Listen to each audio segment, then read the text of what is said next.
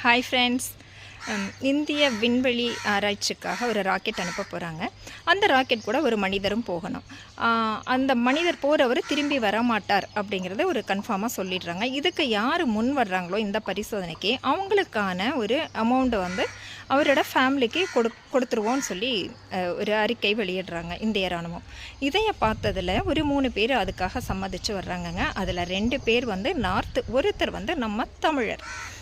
Interview நடக்குது. இதில் first வர்ற நார்த்தில் இருக்கிற ஒருத்தர் சொல்கிறாரு, எனக்கு வந்து 2 லட்சம் கொடுங்க அப்படின்னு சொல்கிறாரு. ரெண்டாவதாக வர்றவர் வந்து கேட்குறாரு, எனக்கு 1 லட்சம் கொடுங்க போதும் நான் போகிறேன் சொல்கிறாரு.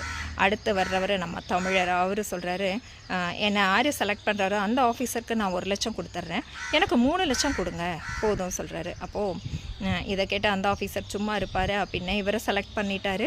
அவர் 3 லட்சம் வாங்கிட்டு அதே ஆஃபீஸருக்கு 1 லட்சம் கொடுத்துட்டாரு. அங்கே இன்டர்வியூ முடிஞ்சிடுது.